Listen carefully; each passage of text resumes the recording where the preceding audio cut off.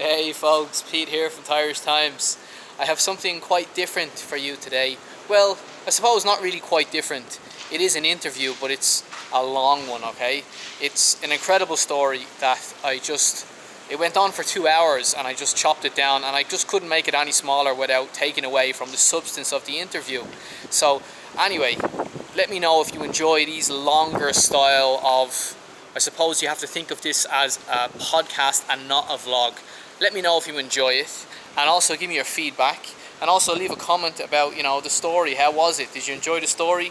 So sit back, relax, get yourself a cup of coffee, or a cup of tea, a cup of coffee as they say in Boston, and enjoy, folks. Hello everybody, I'm here with Dakota, and he contacted me last week with a really interesting story, and it was so interesting that I just decided that this needs to go on a channel. We need to do an interview about this. So here we are. We're here with Dakota. Thank you very much, Dakota, for doing Yeah, this. yeah, thanks for having me. You're welcome. And all right, well, let's start back right at the very beginning. And all right, well, just tell us your background, like where you from, where are you from right now? Where are you right now? Right now, I'm at my home in Salt Lake City, Utah, USA. Okay, and how about the question? Let's start it off then. Where were you born? I was born in a rural part of Thailand, the northeastern region. They call it Isan, and actually, the province where my mom comes from is called Amnacharon. Um, excuse my pronunciation, but I think it's Amnacharon. But I was actually born in a hospital the next province over called Ubon Ratchathani. Okay, I know it. Yes, yes. So they're side by side each other, and basically, a lot of the people in Amnat at the time would go into Ubon Ratchathani like for any business because Amnat was just so undeveloped, didn't really have anything. Okay, and what And year are we talking here? we're talking the early 70s. Early 70s. My father is American, regular American, blonde hair, blue eyes, as American as they are. He graduated high school in 69.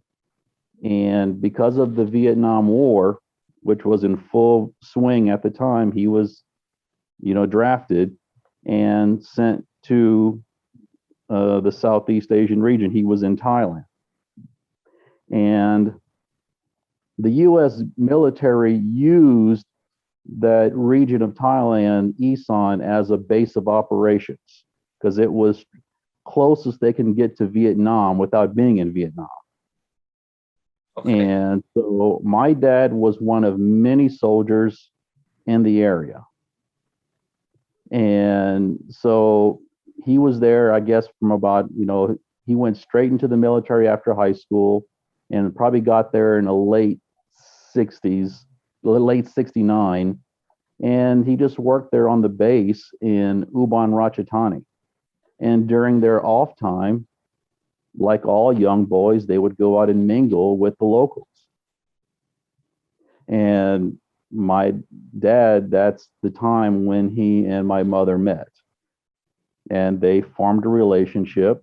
And as the war was coming to an end, we're talking 1974, that's the year I was born.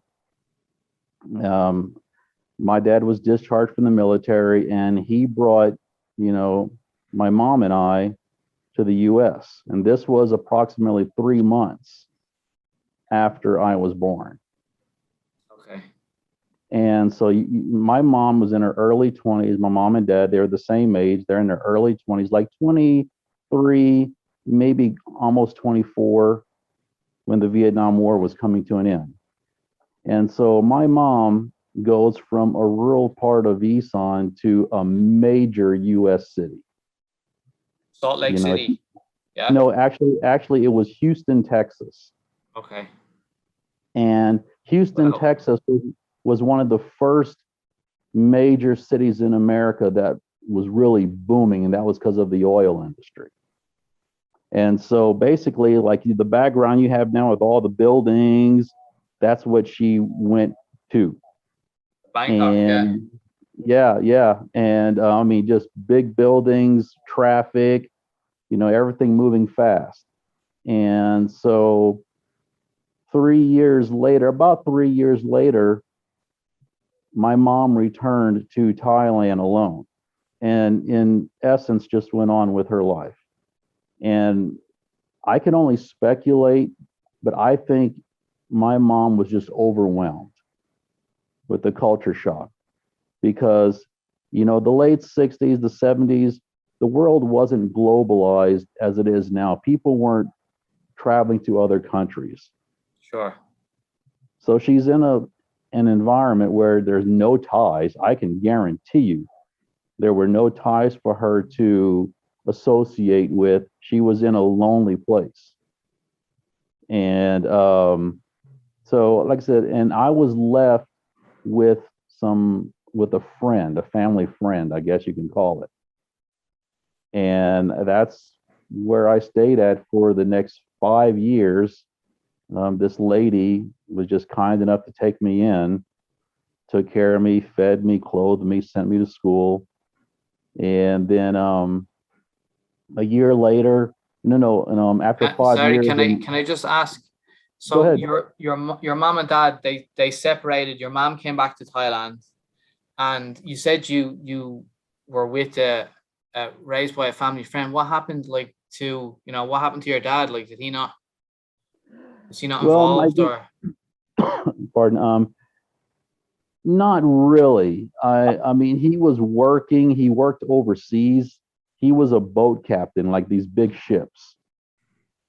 And so he was always working, and that probably added on to the difficulty my mom faced. Because here she is, she meets this guy, they go to America, and pretty much he leaves her in the house alone with me. And he's working. He didn't have a job where he came home at the end of each day. When he would go to work, he would be gone for a month, 2, 3 months at a time, and then come back for a short time, maybe a week or two. Then he was back working. And so, yeah, he was providing financially, but there was no emotional support, Okay. and so my mother just kind of felt I could imagine she felt very isolated, because you know how Thais are. They're very social. Their family is their world. Yeah. Especially if in Isan, where that's all they have, or is each other. And so she goes to a place where it's just total opposite. There's no one for her to associate with. And Yeah, it's so, quite sad. Yeah. yeah, yeah, and it's a very difficult situation. And and my father, you know, he couldn't quite grasp that. And I asked him one day, I said, imagine if you were in Africa, you're the only white guy, you've never seen another white guy, how would you feel? And if you didn't have a grasp of their language, he said he wouldn't like it. And I said, well, that's kind of how my mom was. Even though her English was fairly good, she still, though, the culture is so different. In the 60s, the 70s, the world wasn't near as globalized as it is now. I mean, like us. I mean, you're on the other side of the world. We're video chatting, with email. I mean, people are taking flights now. It's totally different, and, I can imagine back then the knowledge people had of other countries was just nil, you Yeah. know, and even now today, as much information as there is online, the average person is still very, very unknowledgeable about countries outside of their country, and that's just people just learn what applies to them, Okay. and it's not that we're stupid, and but go ahead. So so your mom went back to Thailand, and then you said you were raised by like a family friend because your dad was working. Let's start, like, what was that like? Can you explain to us what that was like? It was very confusing because I am 3 years old, probably going on 4, and I remember the last image of my mom in a taxi car backing out of the driveway, and I'm standing at the front door of this house thinking, okay, she'll be back in a few minutes. She's leaving me with this lady here, and everything will be fine. And the lady was just your typical American lady, white skin. I didn't physically resemble anyone there, her or her husband. And so as the days go by, and I remember asking, like, where's my mom? Like, what's going on? As the days, the weeks, and then eventually you just kind of forget about it. But I remember just thinking, like, you know, is she going to come back? And then I finally just gave up. I guess she isn't coming back. This is my home. And I remember the lady telling me to call her Aunt Jane. And she told me to call her husband Uncle Butch. So I lived with Aunt Jane and Uncle Butch. And they like I said, they took care of me, they fed me, they clothed me, they registered me in school when I was 5 years old, and I just lived a kind of a normal life, but I never felt comfortable there. I remember there was one issue. I mean, it was always ingrained in me, even at that early age. I knew what a mom was, and I knew that lady was not my mom. And I tell you a story. At school one day, we were making like posters for Mother's Day. All the kids are making a poster. I love you, mom. Heart, heart, heart. Yeah, yeah, yeah. And we were instructed to take this poster home and give it to our mom. And so, I took the poster home, and I knew my mom wasn't there, and I put the poster in the closet. And then one day, Aunt Jane was cleaning my room, and she comes across this poster in the closet. It says, "Happy Mother's Day, I love you." And she was heartbroken. She said, "Why didn't you give me this?" And the innocent little kid in me said, "Because you are not my mom. And my teacher told me to give this poster to my mom." And I was probably maybe first grade. I'm going to guess first grade, maybe second grade. And I was just doing what I was told. Take this poster home and give it to your mom. And because I didn't have a mom in my house, I just put the poster in the closet. And what was her reaction? What was her reaction when you said, "You're not my mom"? Her feelings were hurt. Her feelings were hurt. And I was just being honest. I wasn't trying to hurt her feelings. I don't have that capacity in me at that young age. I'm just being honest. And I didn't yell it at her. I just looked up at her and said, "Because you're not my mom. And my teacher told me to give this to my mom." And kids are honest. Yeah. And that's all it was. And so she can't, no one can be, there's no one at fault there in this situation. It is what it is. And but that was kind of like a moment that always stuck with me throughout my life. And I'm 47 right now. So you're talking more than probably 40, 41 years ago. And that moment has always stuck with me, because it was just a natural, real moment. And so, like I said, 5 years I lived with her. Then all of a sudden, one day, my dad shows up and says, "I want my son." So she said, "There he is." And my dad took me with him, and he dropped me off at his little brother's house and said, "You're going to stay here." And I says, "Okay." And he says, "This is your Uncle Mark, and that's his wife. That's your Aunt Stella." And I went, "Okay." And so I stayed there for 1 year, and I felt comfortable there because I knew that was my dad's brother. I'm like 8 years old at this point, so I'm understanding the family structure.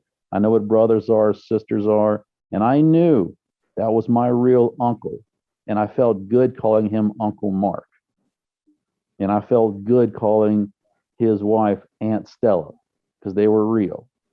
And then I stayed there 1 year, Then all of a sudden, my dad shows up again and said, "I want my son." And my uncle said, "There he is."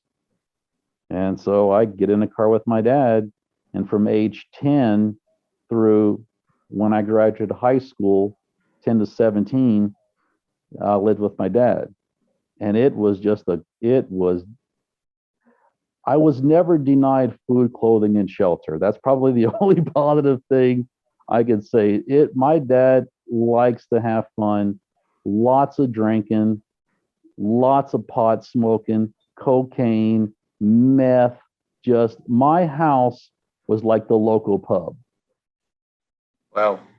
It was just, I mean, this is a true story. I woke up one morning to go to school, and my dad was literally sleeping, passed out on the front lawn after a night of partying. My dad, another true story. We had a little store across the street from my house, and my dad used to send me over there to buy a 12 pack. And then my dad would rip through that in no time. And so my dad had this idea, how about I'll buy the entire contents of the beer truck? And so he bought the entire contents of the beer truck. And the ceilings in our house were about, I would say, about 4 meters. And beer was stacked up all the way to the ceiling. And my dad, this is a true story. And my dad and his buddy, 3 months, went through all that beer every day, day in, Wow. day out. This was when I was about 11 or 12. And then from there, and when she did show up, I didn't have that emotional bond. I didn't have that attachment that a kid would usually have with his mom. I knew who she was, but it was like she was no different than the next door neighbor to me. I remember her. She was very kind. She would cook for us, but that attachment just wasn't there. It just wasn't. And so from 12 on,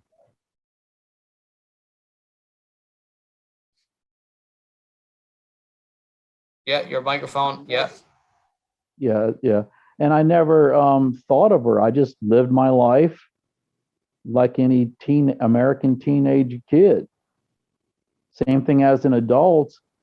I just was going to school, working. I had my goals in life, and I just did that. Just lived my And life. so then she left and went back to Thailand when you were about, like, you said she only stayed for a couple of months. Yeah. And so she left. And how did you feel like when she was gone? I can't say. I remember being at the airport, and I remember watching the plane take off. And I remember, and I'll get into a little more detail. The brief period that she stayed in the house with us, within a week or two, her and my dad were yelling at each other, which is ridiculous. They go practically 10 years and don't see each other, and they're literally yelling at her. She's throwing stuff around the house, you know, and then so she gets her own apartment. And whenever she did fly back to Thailand, she left got on a plane, and apparently there was a storm, like a big rainstorm, and the plane had to come back to the airport. And all of a sudden the phone rings. It's my mom. And my dad says, "What?" I says, It's mom." "What the hell? Where is she?" "She's at the airport." And he is just pissed that the plane had to come back because of this storm. And the whole drive to the airport, he is just angry. That, saying swear words. And so the plane ended up leaving again 2 days later to go to Thailand. And I remember my dad and I standing at the fence. He's saying, "I'm not going to take my off that plane till I can't see it anymore." And he was that angry at her. And so I remember we're standing at the fence, watching this plane get smaller and smaller and smaller till we couldn't see it anymore. And then I remember my dad saying, "Now she's gone for sure. That plane better not turn back." And I'm thinking, my God. And my mom was, to me, was just a very nice person, but they just did not get along. And from my point of view, to be objective, it was really all my dad's fault. He's just a really selfish, your classic narcissist, very controlling. Everything is his way or the highway. What he says goes. There's no negotiating at all. And it's very hard. Thai people don't have that domineering personality. My dad's like your typical American cowboy, and Thais just are not like that, and so, but like I said, after she left at that point, I never thought of her. I just went on with my life, went to school. I felt this emptiness because here I am. Obviously, I mean, I talk like an American, but I don't look American. There are people who see me think I'm 100% Thai. They're surprised when I say, no, I'm half American. Because I don't have any, I mean, with other than my height, I'm a little tall, but my facial features, they're all Thai. So growing up, I did not identify with anyone. I grew up in the southern part of America with a lot of African Americans and white Americans, and with a lot of racial tension.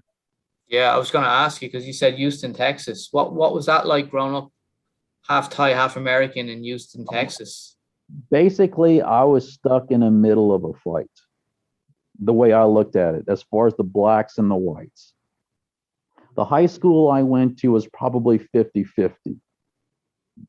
And I used to have so many people ask me, "Are you black or are you white?" And I would say, well, I was confused. I'm like, well, my dad is white and my mom's from Thailand. What's Thailand? And so people would say, oh, he's from China. He's Chinese. That's what people thought of me as a kid. They used to refer to me as Chinese because all Asians are put into this one category, China. China is the biggest country, but there are a lot of countries in Asia.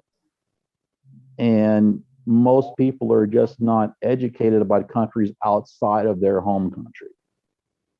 And so I was kind of, like I said, stuck in the middle, and it was really awkward. I never chose a side. I think that was probably my best skill, is getting along with everyone, because I played sports.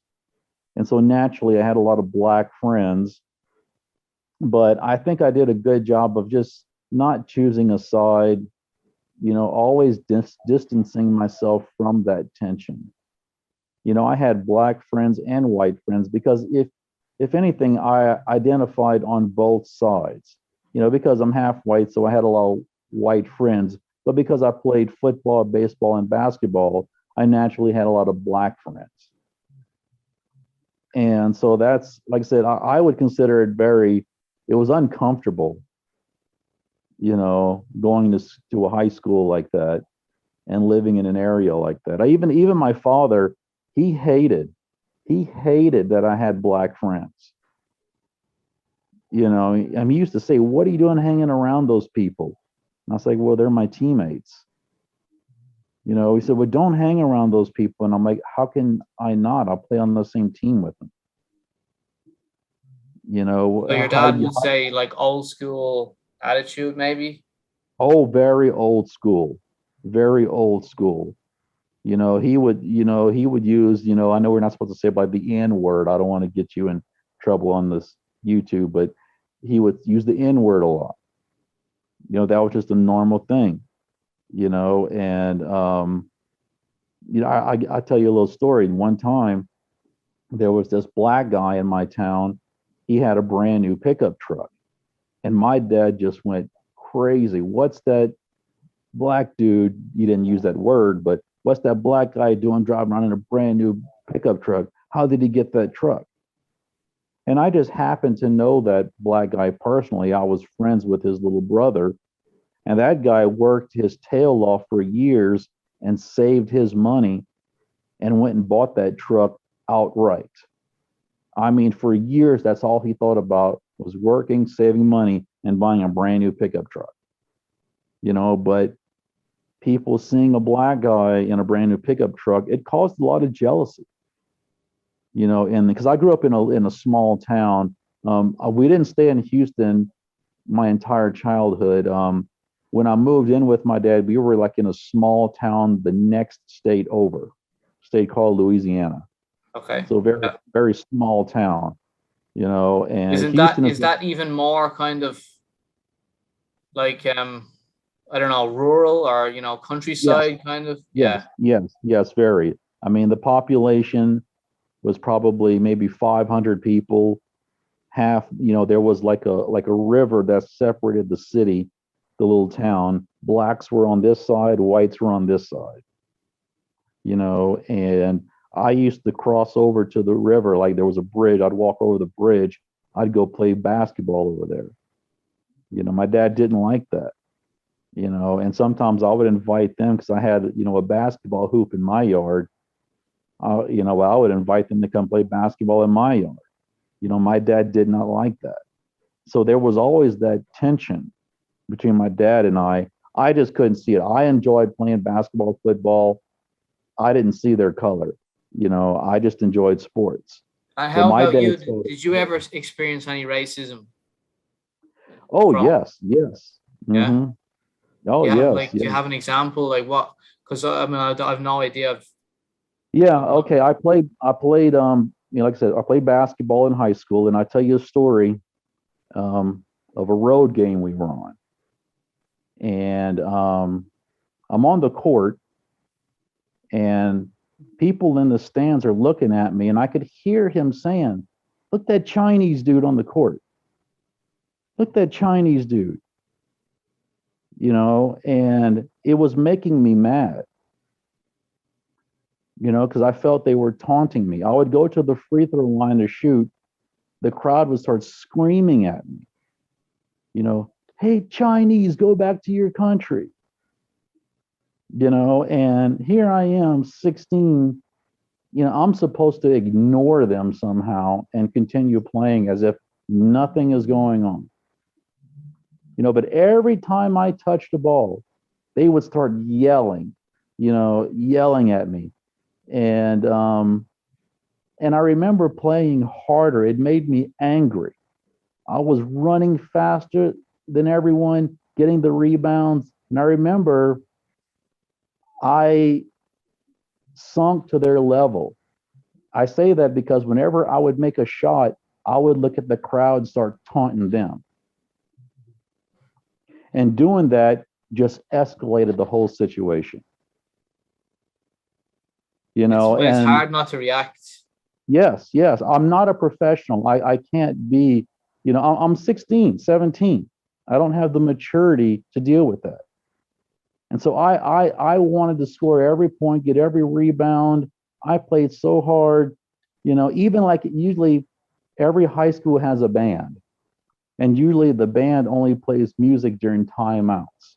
But when I was at the free throw line, the band would start playing. And just like I said, I was escalating it.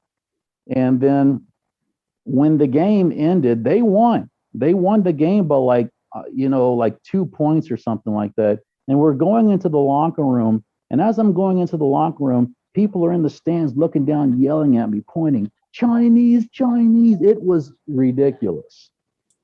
Okay, you're an adult now. You're working, or you're living your life, you're getting on with your life. And did you ever think of Thailand? What was going on with Thailand? Honestly, I cannot say I ever thought about Thailand. I didn't. Whether it's right or wrong with me, I just didn't.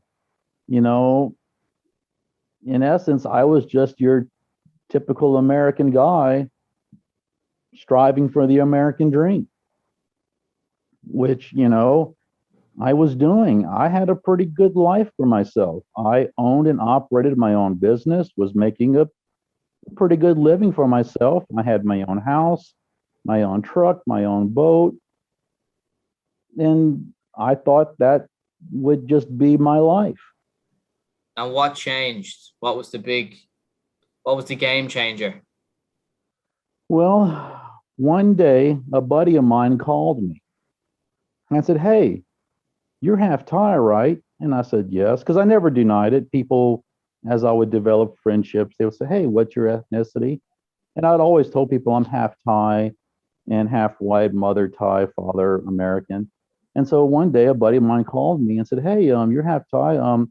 My wife and I are going to be hosting a foreign exchange student, and he's a 16-year-old boy from Bangkok, Thailand." And I said, "Oh, wow."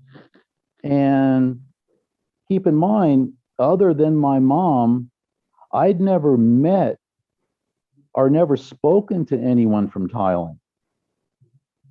And so I said, "Yeah, I'll come over and meet him." And so I go over there and I walked into my buddy's house and I saw him. And my first question was, "Does he speak English?"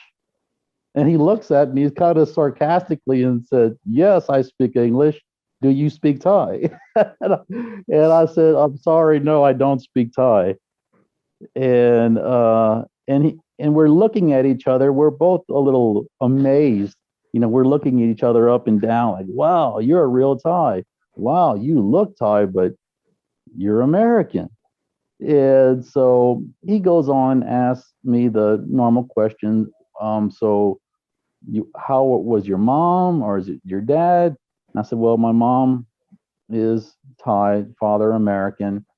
And he said, "Where were you born?" I told him I was born in northeastern Thailand, Ubon Ratchathani. And I told him my mom, her and her family are from Amnatcharon. And growing up, like I said, I knew my mom's name, and he asked me, he said, "Well, what's your mom's name?" And I told him, and I remember at that point he pulls out his cell phone and he starts dialing, and then he starts talking, and that moment was the very first time I heard anyone speak Thai before. Wow. And so this was a Sunday night. I think it was either December 2nd or December 3rd, 2007. And before he actually started dialing on his cell phone, he says, "Oh, it's morning time in Thailand. I'll call over there."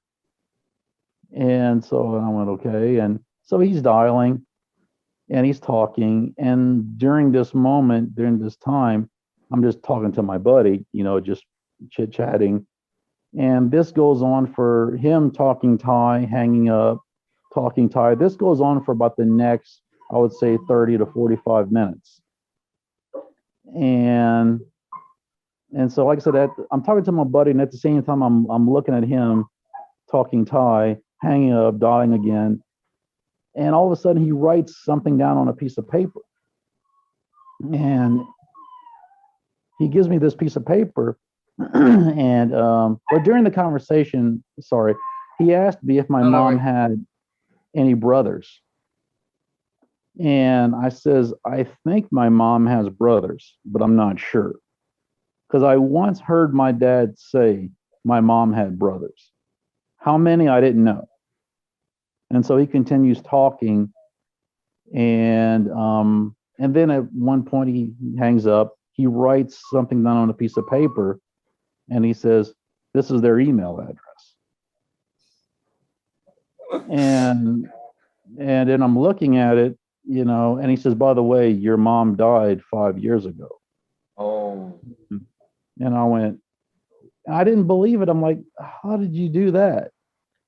And so I'm looking at this email address, and the idiot in me has asked him, "They have email in Thailand?" And I just didn't know anything about the world outside of America. And he says, yes, we all have email. And I says, okay. And I'm like, I'm totally just, I'm blown away. I'm confused, but I have this email address. And so I go home and I pull up my email, and I sent a message and said, hello, this kid named Ming said this is your email. It was just a very simple, maybe one sentence email, wasn't much because I was so confused. I'm not going to type out this whole email, this, long paragraph or anything. So I sent it, still just in disbelief, like, this is, I don't know, what is this? Some strange email address. So the next day I pull up my email, there's a reply. And there's an attachment. The attachment is a photograph of this man holding a baby. And that baby was me. And I went, what the hell? That's me. I didn't know who the guy was, but I recognized me. That was me when I was a baby. And I went, whoa, now we're getting real here. So I replied and said, hey, that's me. Who are you? And turned out that guy was my mom's little brother. And I'm just in shock. And then they replied and said, hey, can you download MSN Messenger and so we can have a video chat? I'm like, what in the world? And so I do it. I download MSN Messenger. I got my video camera up, and I'm sitting there looking at the camera like, okay, all right. Then all of a sudden the camera opens, and it's that guy who was in the picture, and he's there looking at it like, like, what the hell? And then it was him, my mom's little brother, his wife, and my cousin, which would be his daughter, and her English was pretty good. He was a little younger than me, a few years younger than me. And in the video, they're showing me pictures, more pictures of me and my mom, further confirming that there's real contact. And I'm like, I'm blown away. So this is about December 4th, December 5th, 2007.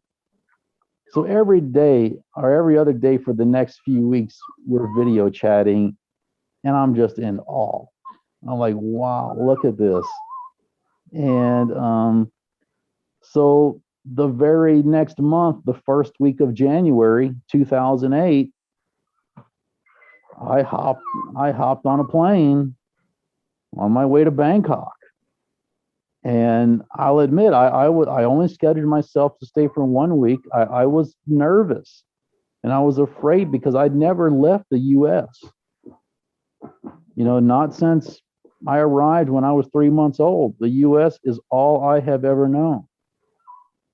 And as Americans, we're told that America is the safest place in the world, and this is the place to be. And so the thought of me leaving that safe zone, flying 20 hours, was just crazy. And so I land at Suvarnabhumi Airport. A different cousin picked me up at the airport, and he was attending university in Bangkok. So from the airport, we took a taxi to his apartment in Bangkok. And, and then the next morning we woke up, took a taxi to Don Mueang Airport. And then we hopped on a plane and we took about the 1 hour flight to Ubon Ratchathani Airport. And then we land and we're greeted by my mom's little brother, his wife, and the cousin who was video chatting with me. And so we hopped into this little rinky-dink Toyota pickup truck. And from that airport, we probably drove 2 hours into the forest. I mean, it was just a deep rural area. I'm not Sharon. And then eventually the forest kind of opened up and to where there were all these little houses. And there were all these people just standing there staring as the truck pulled up. I'm sitting in the back of the truck. And I remember asking, who are all these people? I mean, it must have been 100 of them. And they said, these people are here to see you. I'm like, Oh, me? And I'm like, what do they want to see me for? And they said, this is your family. And I'm like, what? All these people? And I get out. I mean, it's like I was a freaking rock star. Everyone wanted to touch me, and they kept commenting about how tall I was and, oh, you're this, you're that. And I'm just, because on these long flights, you don't sleep at all, and so I'm so tired, I'm weary. And at the same time, I have this adrenaline running through me, and I met all these people and they were all telling me how they remember my mom and how I looked like my mom. And so for the next week, it was just this visiting people, going here, going there, eating, and I was just overcome with the attention. I've never received attention like that in my life. I was just blown away, and I had a great time, nothing to complain about. Um, and I went home, and before I left, they said, "Hey, you should come back in April." And I asked, "Why April? What's?" They said, "Oh, that's when we celebrate our New Year's." And I said, "In April?" And they said, "Yes." And so I came back in April, and I stayed the entire 30 days because that's the length you can stay just with a U.S. passport. And so I stayed the entire month of April. I mean, the absolute time of my life. Songkran was it was very fun. And then at the end of the month, I was getting ready to go home. They said, "Hey, you should move to Thailand." And I said, "Well, if I move here, what kind of job can I do? I mean, I just can't hang out." And they said, "Oh, you can be a teacher." And I went, "Teach what?" "Teach English." And I'm thinking, I asked them, "How can I teach English if I don't speak Thai?"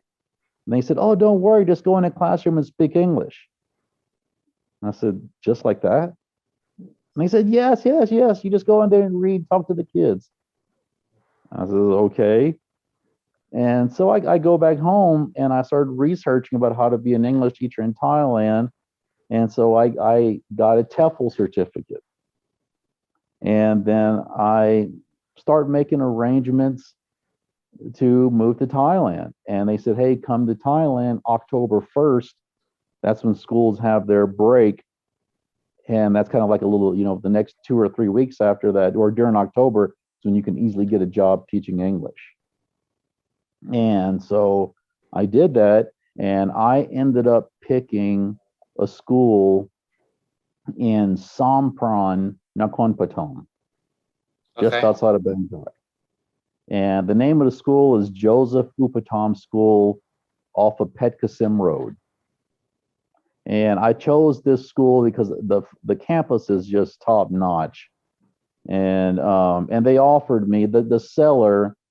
The thing that sold me is that they offer all of the foreign teachers a 1-bedroom apartment nearby the school. So I says, "Okay, I work at the school. I've got a 1-bedroom apartment." And so I took that position, and I ended up staying there the entire time I lived in Thailand, which was from October 2008 through March of 2015. Wow, And so you stayed for like 7 years. yeah, yeah, yeah, Oh, yeah, yeah. And I think I was lucky in picking a good school because that school had more than 50 foreign teachers. And so I had a small population of people to you know, to associate with and to help me get acquainted with the Thai culture. And, and I just, they would take me out and show me different places. And, I guess a few years later is, I was single, so no kids. So, um, I think 2012 is when I met a lady I liked, which is my wife. I just met her in a mall in Bangkok. Nothing, In fact, it was a mall off of Yeah. Changwatana. There, yeah, and she lived in Nonthaburi, Oh yeah. and so, yeah, that's where she lived. She has a condo up there, and that's where I met her. And this lady really liked me a lot. She was, I liked her. She came from a good family and just a regular working family. They weren't, you know, one of those people who are looking to put their daughter off on a foreign guy looking to make an ATM machine out of them or nothing like that. Because there's a lot of cases like that. You know what I'm Yeah. talking about. And she was university educated and just a good lady. And we got to know each other and liked each other. And a year later, we got married. And, that was 2013. And so, and I applied for a marriage visa for my wife. And in 2015, we got the visa, we moved to the US. We do have plans to go back to Thailand. And I really, really enjoy teaching English. I think teaching English was the most fulfilling job I'd ever had. Did you feel accepted um in the Thai society, Thai culture, or did you still feel like you were a foreigner, an American? No, no, no. I felt both, but it wasn't bad. It was the first time in my life I truly felt accepted. Now, when I started talking, it would shock people. Like what in the hell? And because people would talk to me and assume I'm Thai. And then I would reply, my Jai, I don't understand. And they would look at me like, what? And so, but I never felt rejected by anyone in Thailand. In fact, being in Thailand was the first time I felt a part of anything. I truly, even though I didn't speak the language, I physically resembled everyone. And Yeah. that felt good to me. From 2008 through 2015 was the absolute hands down time of my life. It was Wow. the time of my life. It totally changed me. I and that's why when I came back to America, I was focused on getting that bachelor's degree, which I did, and I got the bachelor's degree, and I ended up getting a master's degree in education. That's how serious I was. That's how bad, I wanted to go back to Thailand and not have any issues. And and so I feel, we've been here roughly 6 years. I feel that all three of my goals, or I should say our goals, my wife and I, have been met. Um, her eyes are definitely open. She sees them homeless Americans literally sleeping outside. We have that, and we have just extremely wealthy people, but most are right there in the middle, just your everyday working class. We have met our financial goals, and her working here in America has totally changed her family because my wife, she does not treat me like an ATM machine. She came to America, she got her own job, and that lady is so amazing. She mails money to her family every single, not mails, but sends it to them bank transfer or whatever, however she does it, every single month, and she built her mom a house. That's her money. She worked, she earned it, built her mom a house. You know, her little sister paid off her car. The condo my wife has in Nuntaburi totally paid it off. And with COVID, she is really keeping them afloat because a lot of them are, how Thailand's shut down, they're just not working. And so she's been able to keep them afloat. And I tip my hat to her. And so, like I said, so all three of our goals have met. I have my education. And so we're ready to go back to Thailand. And, in fact, we already purchased our ticket to go back from March 1st of next year. Okay, so And not so then, long. yeah, not so long, but about 2 months after I made the purchase, I was diagnosed with stage 5 kidney disease. And I went, wow, okay. And so what's the outlook? And they said, oh, you need a new kidney. And, so that's what's going to have to happen. After that, you'll be fine. And so that's where I'm at right now. And when is the operation? Well, I'm not quite sure. I don't have an exact date. I do know on the 20th, here in a week and a half, I'll be meeting with the surgical team to discuss, a time frame, but I'm hoping it'll be sometime next year because they did tell me that I'm on the top of the list. And reason why is most people with kidney disease have other issues.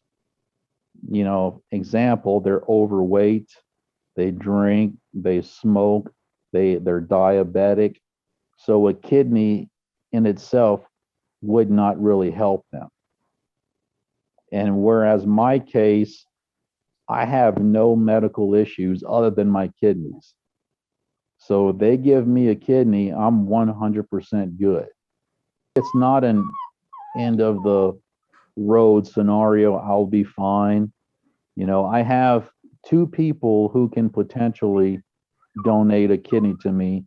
I have a 19-year-old cousin who's a blood relative, and then I have my wife. And so we're going to be testing them probably sometime next month to see if their kidney matches mine.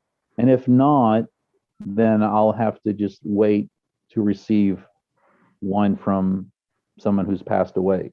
When your mom came back to Thailand, what did she do? Did she go back to Isan, or what did she do? Yes, she went back to her province in Amnat, Sharon, and she had her own little pig farm. She raised and sold pigs. And I remember the first time I went, I think it was the month of April, or it might have been the first time I went to Thailand, that January of 2008. They showed me my mom's pig farm. There were probably about half a dozen pigs there. And my mom's little brother kept it up and running. I mean, it was just a small operation, not anything, massive. And they asked me if I wanted to take over her pig business. And, I said, no, I'm not interested in that. And so, but that's what she did. She ran a little pig farm, and they showed me where her house was. It was just this little shack. There was not much left to it. It pretty much just fell down on its own. Well, Dakota, your story was just like, it's fantastic. It's a brilliant story. And I wish you all the best.